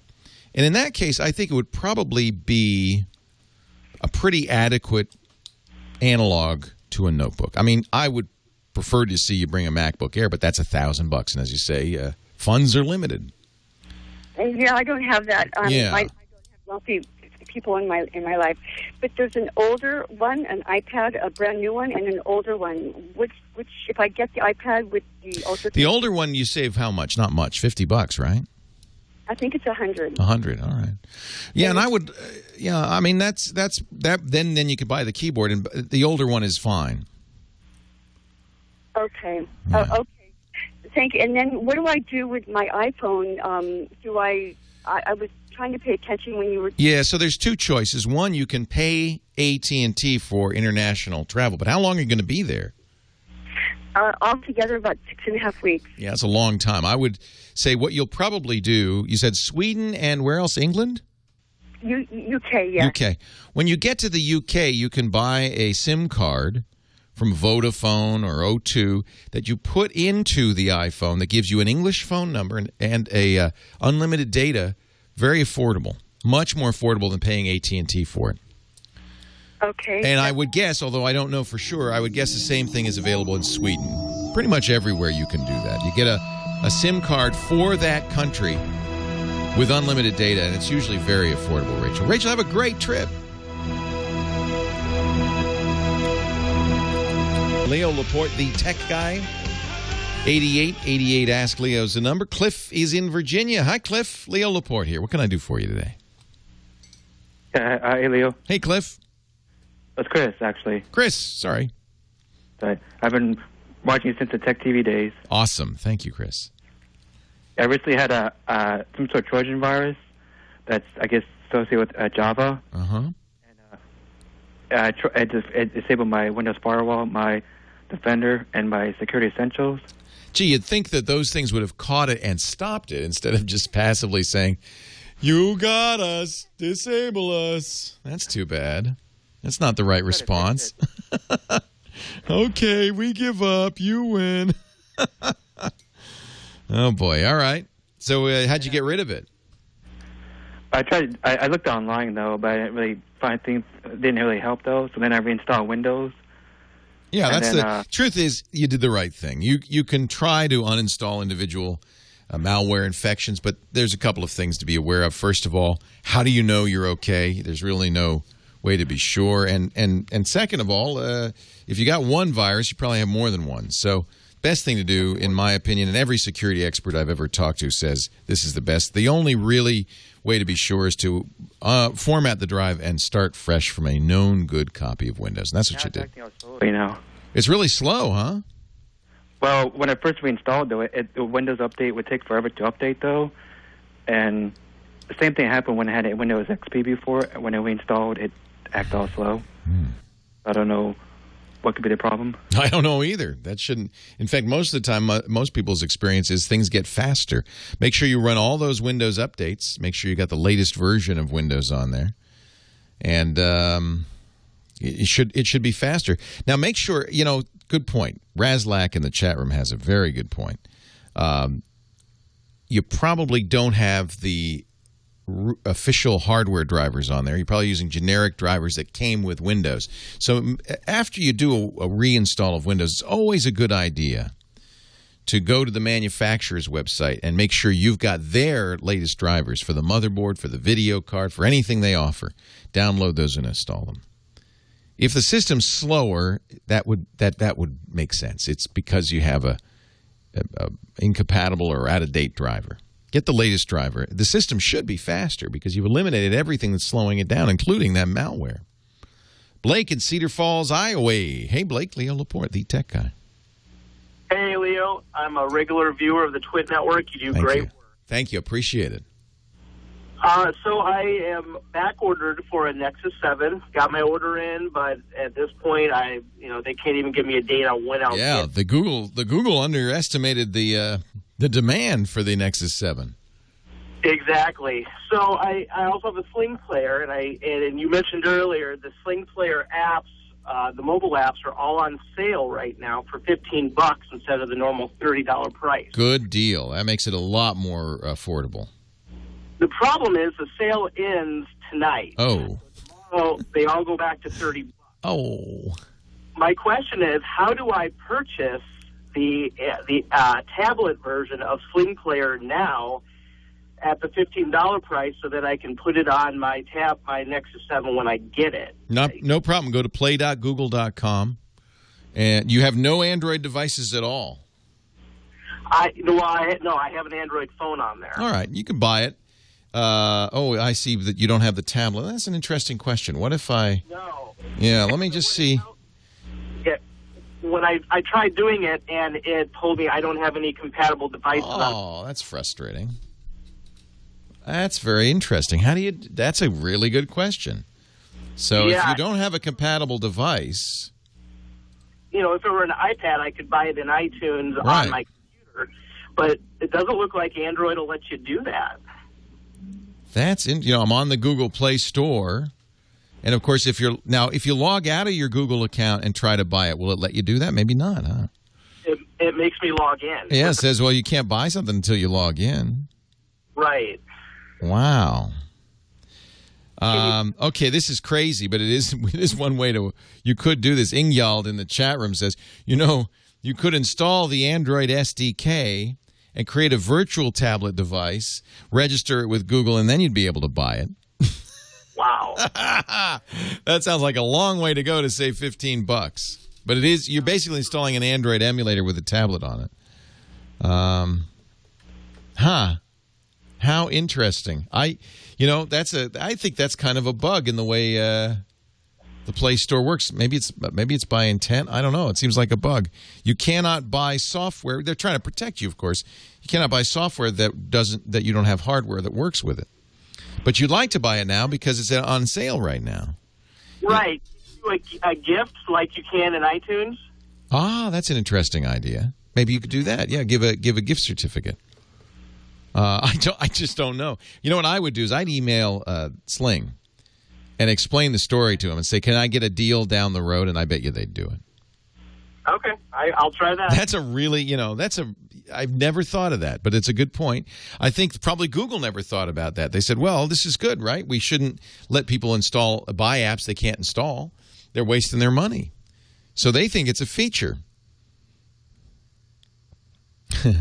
Windows 7 Ultimate in our chat room says, go to Best Buy, go over to the tablets, log into one of the tablets as if it's into your Google account, buy the app, then log out. Because one of the advantages of the Play Store is once you've bought an app, you can download it free forever. That'll work. That'll work. Go log in on an Android tablet somewhere.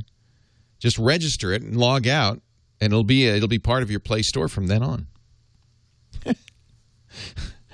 We have some real hackers in the chat room. They can get around any limitation.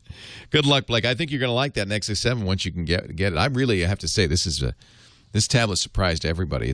Google offered it to their developers at Google I/O for free, and they started selling it. And it sold so well, Google has actually discontinued sales of the 16-gigabyte model. They can't make any more for a while anyway. It's done very, very well. Really, and I'm not surprised. I have one. I use it a lot. In fact, my friend M.G. Siegler, who's an iPad fanatic, I would have said fanboy, says he rarely picks up the iPad anymore. He plays with the Nexus 7 all the time. It's just a nice size, right? It's a little easier size. Ken in Michigan, Leo Laporte, the tech guy. Hi, Ken. Hi, Leo. I'm so glad I'm talking to you right now. Well, it's nice to talk to you. What can I do for you? Well, I've been for the last 7 years. I've photo and video professional, and I've been using Mac. I've been a dedicated Mac user, using Final Cut and things of that nature. But just a couple of things real quick. Recently, Final Cut, they've got a new version of it, but it's kind of more of like a iMovie. It's not really Yeah, a lot of Final Cut fans said it was dumbed down, although they've been putting back features. It's gotten better. Okay, that helps me out. Well, because one of the things that I'm trying to do is I'm in a position where I'm updating a lot of my equipment, and this is one of the things that I'm updating is the MacBook Pro that I have.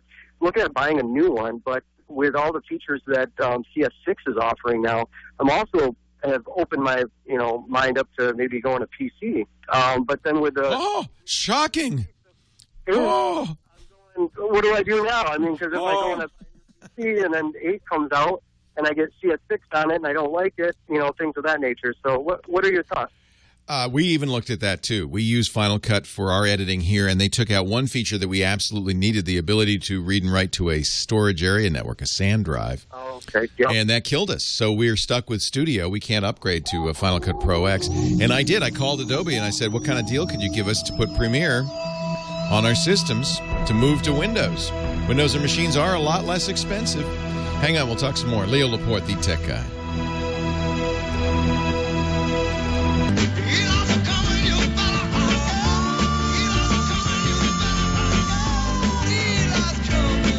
Playing that for our intern, Eli. Hide your heart, girls. He's walking sideways, too.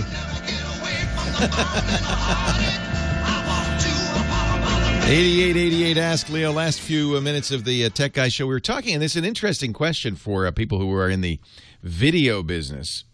We were talking about Apple, which really kind of upset all the video editors I know, by taking Final Cut, which was,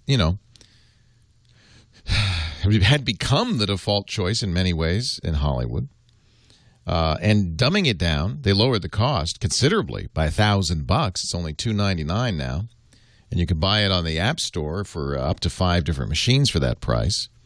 But it missed some key features. A lot of pros. When I talked to somebody, a couple of at the National Association of Broadcasters show, who said, rightly or wrongly, I'm the guy that got Hollywood to adopt Final Cut.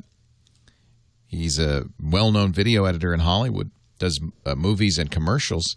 He said, I was singing its praises, got everybody to adopt it, and now they're all leaving. They're all going back to Avid, which was the system used before that. Now, Avid's still run on Macs, but they run on souped-up, weird Macs. I would not panic. I wouldn't worry yet. I think that Apple has slowly put back features in Final Cut. They understand it's important, but I do think that a lot of pro users on the Mac side who have been very loyal Macintosh users are increasingly embittered.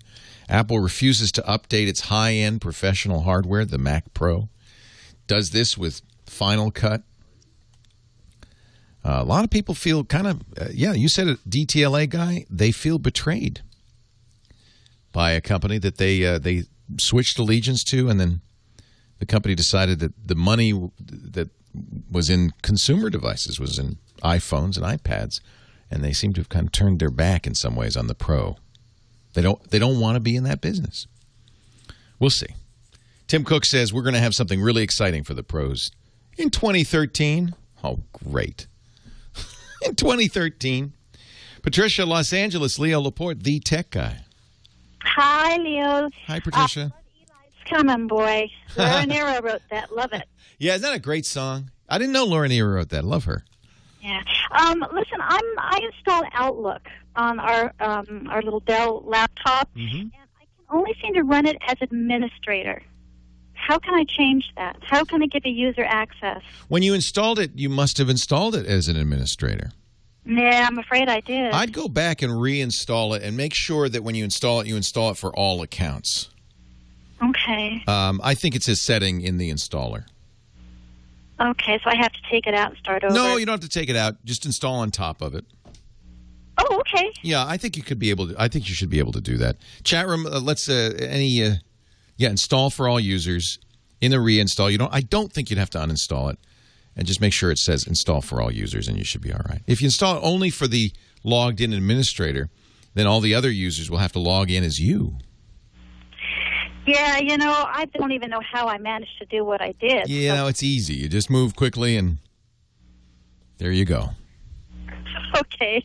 Thank you, Leo. Sure, Patricia. Anytime. Glad you called. Chip, Corona Del Mar, California. Leo Laporte, the tech guy. Hi, Chip. Hi, Leo. How you doing? Hi. I just got my first ever smartphone, a Droid Razr Max, and I've been putting Not32 on all my customers' computers, my own, for years, so I went to ESET and got ESET Mobile Security. Yeah. And I paid for it. It's all taken care of, but it has this security thing, and it says that it wants to be made system administrator. And when you go into the settings for that, it comes up with all these warnings about erasing data, changing the screen unlock, password rules, and on and on and on.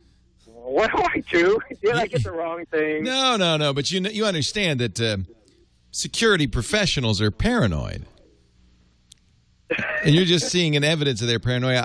The truth is, and Not32 and ESET are sponsors of the show, but in general, I don't put hardcore, high-end antivirus software in there. It sounds like the one you got is an enterprise edition, which means it's for sysadmins at a company to install on all the Android phones in the company.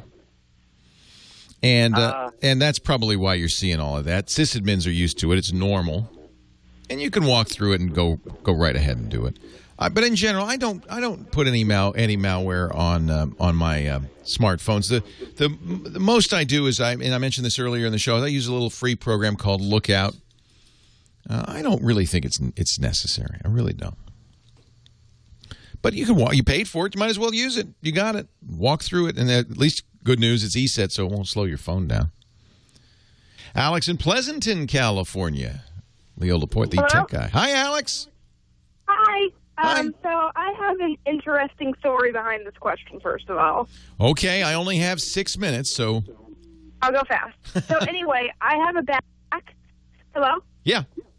I have a bad back, so my parents want me to get an e-reader for my college book. Yes. I look at high school kids with their 50-pound backpacks. I'm not surprised you have a bad back.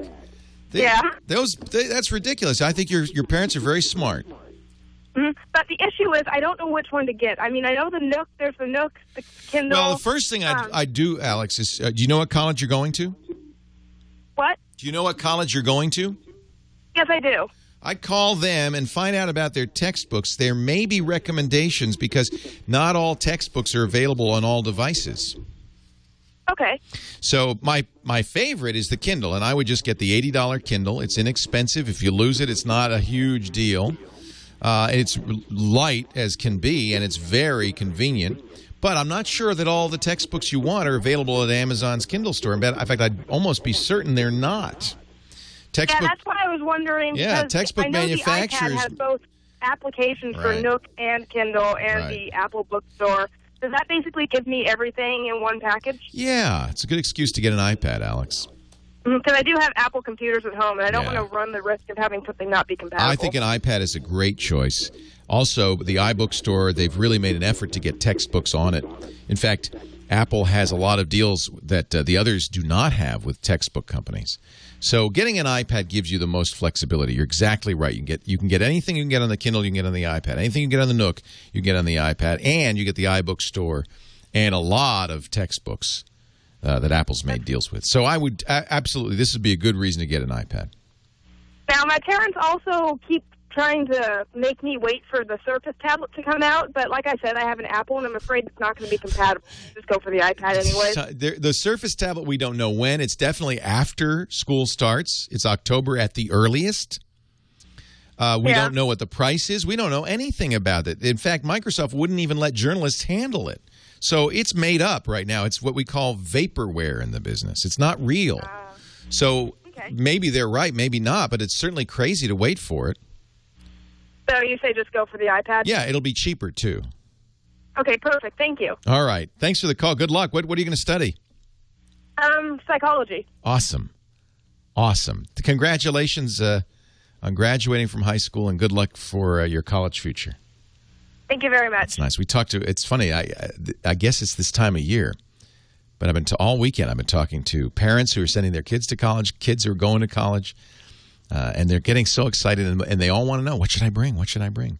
It's always a good idea, if you can, to call the bursar at the college for a couple of reasons. Find out what the standards are there, but also they may have student discounts you can't get elsewhere. So it's always a good idea to call the college and say, what should I bring? What should I bring?